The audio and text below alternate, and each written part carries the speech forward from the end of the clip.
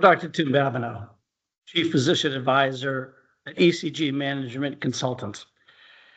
I would like to welcome you to the second of three podcasts entitled White Coats in the Corner Office, where we'll explore the journey, role, and the perspective of physician chief executives, a role I had the privilege of holding for nearly 15 years before I joined ECG. I'm absolutely delighted to be joined by not only two colleagues, but two friends. Dr. David Linehan, CEO of the University of Rochester Medical Center and the Dean of the School of Medicine, and Dr. Stephen Kalkanis, CEO of Henry Ford Hospital, Henry Ford Medical Group, and Associate Dean of the Michigan State University. I had to practice those titles for a while. Did I get them right? Did I leave anything out? Have you done anything more extraordinary since I last saw you? Most important title is friend of Tim Babineau, so we'll go with that. So. You guys are nice. All right, we don't have a lot of time, so we're going to dive right in. And again, thank you so much for your time. I know how busy you are. It's these days are just wild in healthcare. So thank you so much. I know the listening audience is going to get a lot out of the next 30 minutes, so thank you. Dr. Linehan, we're going to start with you. And again, just a little bit about the University of Rochester, your journey from bedside to corner office, and anything else you'd like to add, and then we're going to get into some really hard-knuckled questions. Sure. Thanks, Tim. It's good to be with you, and Steve, you as well. So you asked me about the University of Rochester. So we're kind of a growing health system with obviously the anchor is the University of Rochester School of Medicine and Strong Memorial Hospital. But we're an eight hospital system, 6 of which are in rural areas, as well as a tertiary and quaternary academic medical center that serves pretty much all of upstate New York and even beyond. Where the thing I kind of like about running a health system is that we're dealing with all sorts of different problems in healthcare. We see them all, whether it be access rural care, threats on research and education, and so the complexity of the health system, and it's a growing health system. Just 10 years ago it was 2 hospitals, and now it's 8. So my journey here was a little bit, I guess, convoluted. I started with you as a resident in Boston many years ago. I remember that fondly back in the day. And I actually was born and raised in Boston and thought I would actually stay there because I did my surgical training there. It was my home. And my first job was I followed Tim Eberlein, who was a mentor of mine in the research lab in Boston when he became the chair of surgery at Washington University in St. Louis. So I moved from Boston, did a 2-year fellowship at Memorial Sloan Kettering, and then found myself in the Midwest. And I stayed there for 15 years. It was a great place to start my career. Rose up to be the division chief of hepatobiliary and pancreatic surgery. Established myself as an NCI funded investigator. And then, at that stage, when you've been doing that job for a while, the calls, you start to get the calls about chair jobs in surgery. And so I got a call one day from Cy Schwartz, who anyone who's a surgeon knows who that is, and told me I needed to come and look at this job in Rochester. So I came here. I served as the chair of surgery for 10 years. And then when the dean CEO role came up a little less than 2 years ago, I was an internal candidate for the position. And so I'm pretty new in the job of CEO and dean, but I've been here at the University of Rochester for a little over 10 years. David, thank you. And postscript, Dr. Linehan was one of the all-star chief residents I ever had, but don't tell him that. I used to beat on him mercilessly. You were a tough boss, and back in those days, there weren't any protections to the residents. Those are the days of the 100-hour weeks. Yeah, Anyway. But I digress. Dr. Kalkanis. Steve probably knows something about that too, having trained in neurosurgery. Steve? Well, first of all, Tim, thank you for the opportunity. And David, great to be with you. I love hearing about your journey and your story because I think one of the unique things about physicians in the C-suite is that we all have very different and, as you said, convoluted paths to get here. I think if for all of us, if anyone showed us our calendar today, our daily schedule 5, 10, 15 years ago, we'd tell you that you're crazy. It can't be right. But funny thing happens on the way to the rest of your career. But I also have Boston roots. I was there for many years. I was at Harvard, then Mass General for neurosurgery, and then came to Detroit in 2004 to Henry Ford. I was chair of neurosurgery here also for about a decade, and then ran our cancer program, our Cancer Institute. And like David, the CEO position opened up here. I was an internal candidate for that and became CEO of the Henry Ford Medical Group. Actually, on March 1st, 2020, you all know what happened about 10 days later. That was not in the fine print, but baptism by fire through the pandemic, and then also took over the helm of Henry Ford Hospital.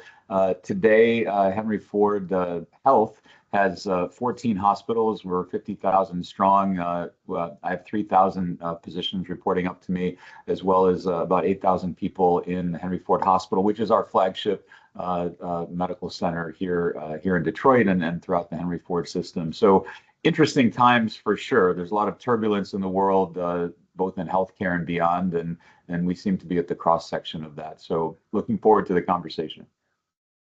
Thank you. I'm going to go right at probably one of the most seminal questions of the interview and the reason why we're doing the podcast. And I need to choose my words carefully. We know lots of CEOs. We have lots of CEO networks, and many of them are not physicians. And they're spectacular CEOs, right? They are, we can name, we can run the list of non-physician CEOs that just do an extraordinary job. I will put my bias on the table that a physician CEO brings a unique perspective to the role. And I would also add that given and I'm going to use the word carefully, chaos that the American healthcare system finds itself in today, the physician perspective in the CEO role is more important than ever. And again, not to be dismissive of those CEOs who are not physicians, but when I reflect on my career as a physician CEO of 15 years, I mean, I got out of bed every morning first as a doctor, and then I went into the office and put on the CEO hat. So I'd love your reflections on, what unique perspective you think being a physician brings to the CEO role. And Steve, we'll start with you. Sure. Well, first of all, I'm glad you acknowledge the fact that I think all of us have a lot to learn from our non-physician, colleagues and counterparts, because, everyone brings a unique and important perspective. But I think physicians in this role uniquely bring a scientific and analytic edge to problem solving. I think that we have some street cred with the most important constituents in a healthcare system, which is our clinical enterprise, our physicians, our nurses. And so I think that gives us a very unique perspective about how problems are solved. I think physicians sometimes have an ability to look around corners and understand both the intended and unintended consequences as we make a decision, much like you would go through the process of making a diagnosis and a treatment plan for a patient. But given all of that, if I had to sum it up in one word, I think that maybe our superpower, quite frankly, is empathy, because of our training, because of what we've seen, because of the primacy of patients. We're not in the business of widgets or, a factory or a plant or a financial services industry. These are our human lives. Our goal, our mission is to improve the quality of life for those we serve. And I think that our training and the rigor that went into that training as physicians keeps that always front and center and never more than, right in front, as opposed to many of the other important things that might come across the desk of a CEO. Well said. David? Yeah, I think I agree with Steve. I think he made some really good points. And I think one of the, and maybe it's not just physicians either, because I have a lot of, in my leadership team, that's president and CEO of Strong and Highland Hospital is a nurse who rose up through the ranks. So that kind of provider perspective that we bring to the table, I think is unique. One, it's, we start with the why, we know the why. If you've been like we all have been, called at 2 a.m. for a patient having a problem and having to go into the hospital, you understand what the physician workforce and the provider workforce does to take care of the patients in a way that a non-provider can't.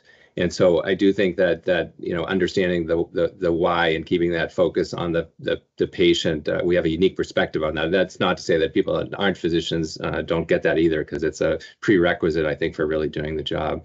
The other thing I'd add to what Steve said is my role, I think, is a little unique. There's not many places still organized this way, but I'm the CEO of the health system, but also the dean of the medical school. And so I think it's not just physician, it's the physician researcher and the importance of impactful research. And when times get tough, which you could argue we're in that situation right now with what we're seeing, I think we all could call sort of a disinvestment in healthcare right now, is that when times get tough, the easiest thing to do is to cut out things like that. You're obviously, the patients are going to still come and you're still going to provide care, but the margin transfer that we take to support the academic mission around research and education is really important. And in the role that I have, I'm not only accountable for running the health system, but also for protecting the academic mission. And I think that that's something that physician investigators bring to the table that's important, especially running a health system anchored by a major academic medical center. Yeah, great. Let's look at the other side of that coin for a moment. I think that's both of your comments are well said, and I agree with both of them.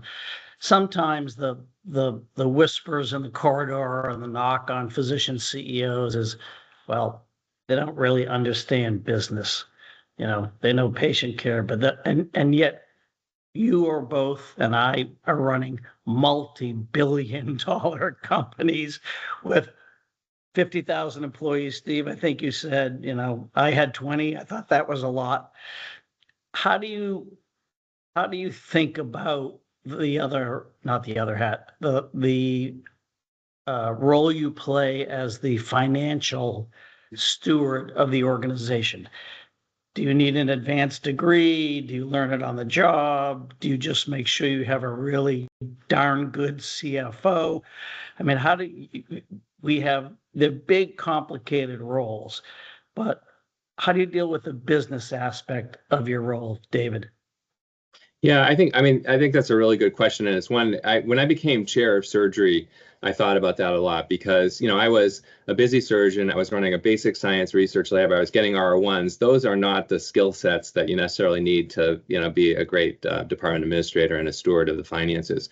So I actually knew that was, and I never got an MBA because I knew I couldn't compete for NIH grants and get an MBA at the same time. I had to focus on one of those things. So when I became a chair of surgery, I knew what my weakness and vulnerability was. I didn't have a big background in finance, and it's something that I needed to learn. And so I did that. It was a very much smaller book of business that I was in charge of as a chair of a department of surgery. But, I became the chair of the finance committee for the faculty practice. I surrounded myself with smart finance people at the institution. And these jobs are so big is that you need this team of experts around you to help you. And so it's knowing where your limitations are and then gaining those skills and strengths along the way so that you have them. And I think you can do it in different ways.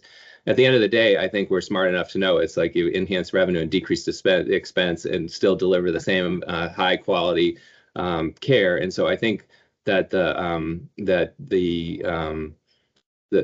financial stewardship of the institution is a really important role, but it's one that I knew wasn't a strength in a surgeon scientist that was focusing on other things. And so I gained that skill over time and mostly by surrounding myself with really smart finance people that were willing to teach me what they knew. Steve? Yeah, well, no money, no mission, right? So you have to be focused on all aspects of running the business. But David, you said it so beautifully, and I 1000% agree exactly with what you said. I also did not get an MBA. I too was focused on my surgical career and grants and our academic enterprise and R01s and running, our national neurosurgery organizations, all of those things that physicians do and are relevant to becoming a chair. And then all of a sudden you take a different leadership role, and then you realize, well, wait a minute, even a small department like neurosurgery dealt in the tens of millions of dollars, and then our cancer program was $1 billion enterprise, and then our medical group $4 and $5 billion. And so, you quickly learn the language and the lingo of finance, and not to diminish it or belittle it, but once you dive in, it's not particularly onerous or complex. It's just that you need the experience doing it and living it. You need to be very judicious about the numbers and the decisions you make. And I think David said it best. You surround yourself with expert people and financial wizards who can guide you and help you look around corners and make sure that you understand the implications of the decisions that you're making. But I think that physicians have a unique perspective also, because Tim, you said at the beginning that the quote, the silent knock is that, well, we know how to take care of patients, but we don't know how to run a business. When you train as a physician, it's all about the data and the analytics. Yes, you may have a hunch, you may have a clinical hunch, but at the end of that, you say, well, what does the scan show? What do the labs show? What does the data show before you make a decision? And that is exactly the process that we go through when you consider an ROI, or when you're talking about a strategic investment. You want to know what the pros and cons are, what the expectations are, what does the actual data show? And so to me, I think that physicians are trained. They may not use the same language, and it may not be honed in the same finance way that a traditional finance executive would present it as, but I think it's very relevant and appropriate for our training too. Yeah, that's well said. Just a quick editorial comment, because I've been thinking about this topic a lot, and the folks I'm interviewing and the folks I know, the physicians who become CEOs, my perspective is they were also extraordinary clinicians, like top of the game clinicians. So there's something in the DNA of the leadership of the clinician that I think translates well into the corner office, even if it's not financial acumen. And we'll do an outtake, but I love, Steve, what you said. It's not that complicated, said the brain surgeon. So Yeah. It's not brain surgery. I didn't mean it like that, but that'll be the pull-out quote.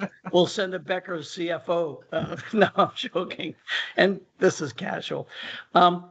Talk to me about how important it is, and you touched on it, and I want to drill a little bit deeper, and we're getting close to the hour, and I've got one, as I said, softball question for you at the end.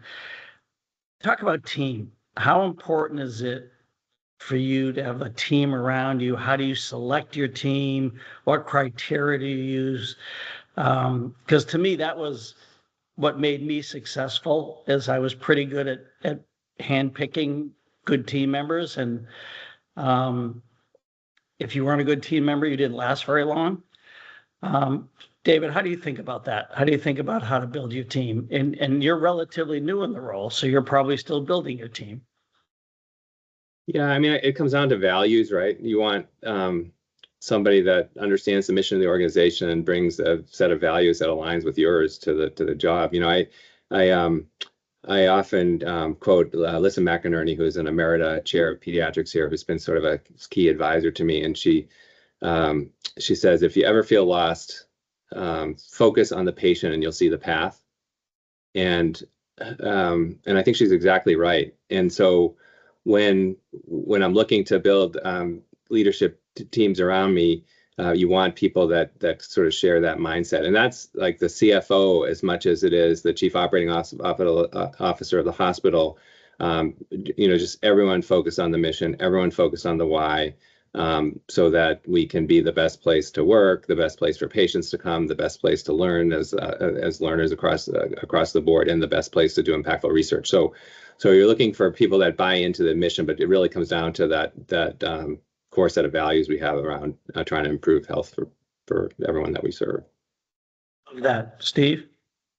Fully agree. I mean, medicine's a team sport, plain and simple, and putting the patient first, everything else will follow. I think that members on the team have to be certainly aligned with mission, vision, and values. the strategy, but they need to be aspirational. They need to embrace the concept of servant leadership, where by advancing the organization and each other, it reflects back on them and not the other way around. That people who are out for their own personal or professional individual gain oftentimes can derail teams. And so looking for people who really want to make 2 + 2 = 10 by elevating the team is something that is incredibly important. Loyalty to the team, to the organization, to the mission, and trust. It all comes down to trust, right? Because we're in the trenches, and in today's world of healthcare, you never know what you're going to wake up to and what you have to respond to, especially in large organizations where there are many diverse perspectives and concerns, everything from funding to the science that is being attacked in many ways today. So that you need to surround yourself with people who will have each other's backs and who understand what the goals are. Yeah, I think the trust point is a really important one. And I think one of the things that, I say in my leadership teams is if we're all agreeing and there's no dissent, we're doing something really wrong. Exactly. So you want opinionated people that are actually going to express dissent, and so that you can, and when we leave the room, when we leave the C-suite, our arms are locked, but we've had a robust 100%. discussion with dissenting opinions, and that's really important. I've seen, leadership teams where nobody wants to question the boss, and I try to set up my leadership team where everyone has the right to express an opinion, and I want to hear the dissenting opinions, and I want to hear them first, so that we can come to consensus, and then we walk out together, arms locked. Some last softball question, haha. So, my dad was a doctor, my mom was a nurse. I was one of those weird little kids who knew he wanted to be a doctor since he was 5 years old. So healthcare has been in my brain for 60 years.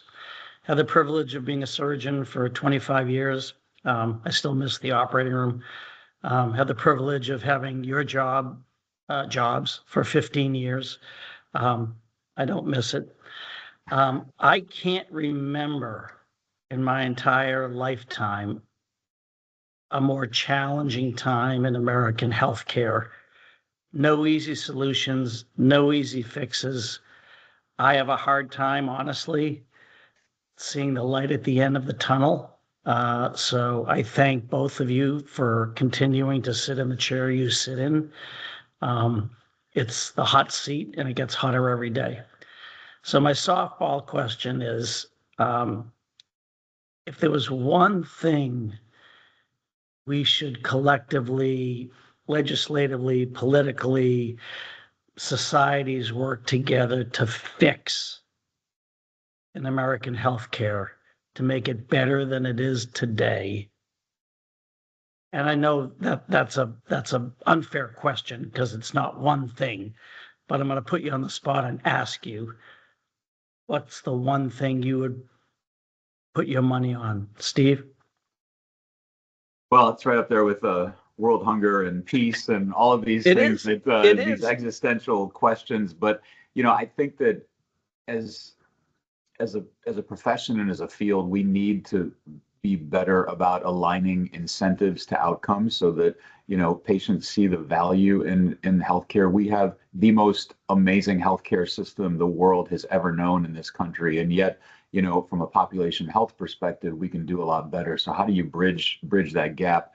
But I also am thinking about the mood in the country today, and there's so many parallels in the immediate aftermath of the tragedy of 9/11. For instance, the country was never more united, and then of course we're more divided than ever today. And in the immediate throes of the COVID pandemic, people thought of clinicians and physicians and nurses with superhero capes, and hospitals were a home for heroes, and that science was looked to get us out of that. And today, science is under attack, and we're being questioned and politicized at every turn. And so I think that I hope that rather than careening between one side of the pendulum to the other, that we really elevate the primacy of American medicine, of evidence-based decisions, of science, and really keep elevating our game and bringing cures and improving the quality of life because of the methodical way that medicine should unfold. We live in an era with untold potential, precision medicine, the secrets of the molecular genetics that we understand today that were space age science fiction technology just a few years ago, and now it's real. I think that if we can harness that and get away from the division and the politicization of medicine, then we'll be on a better path. David? Yeah, I completely agree with Steve. We have to win back the confidence as the experts in healthcare, because people are relying on non-experts for all this stuff, and we've got to win back the confidence. We did go from being heroes to villains, and I don't quite know how that happened, and we've got to reverse that. So I completely agree with that. And I also agree with what he's saying about getting to value. I think we're really good at getting sick people better, but we're not so good at preventing illness and doing those sorts of things. And I don't think, you look at the healthcare system, I do think that there's a lot of room for improvement. I mean, we spend twice as much as most developed countries with no better outcomes. I think there is an opportunity to be able to bend the cost curve and deliver really high quality care at value. But the one thing, if that I would really like to fix is to try to solve the problem around health inequities that we have in this country. Like, if everybody got the health care that I can get, then I think the health of the nation would be so much better. So I think it's something that we really have to focus on. And that comes down to access and all the operational challenges that we're trying to deal with as a health system. It has to do with policy and politics and trying to mitigate the facts that a lot of people are going to lose their health coverage, and they're still going to get sick, and but they're not going to have the access they had. So it's going to be reactive, not proactive healthcare. And so I think addressing health inequity is an important goal. Gentlemen, thank you. This has been probably the most enjoyable 30 minutes of my week so far. I want to thank you for your time. You're both extraordinary leaders. I feel passionately that if we are to fix our healthcare system, and let's not pull punches, it needs fixing. It will be because of leaders like you. Thank you for continuing to sit in the chair that you sit in, to occupy the corner office, to lead with a patient-first mentality. I could not agree more. I look forward to seeing you in a social situation at some point, having a beer, and I'm privileged to call you a friend and a colleague. So thank you both for your time. Thanks, Tim. Good talking Thank with you. Thank you, Tim. Great to see you, David. Likewise. Good day.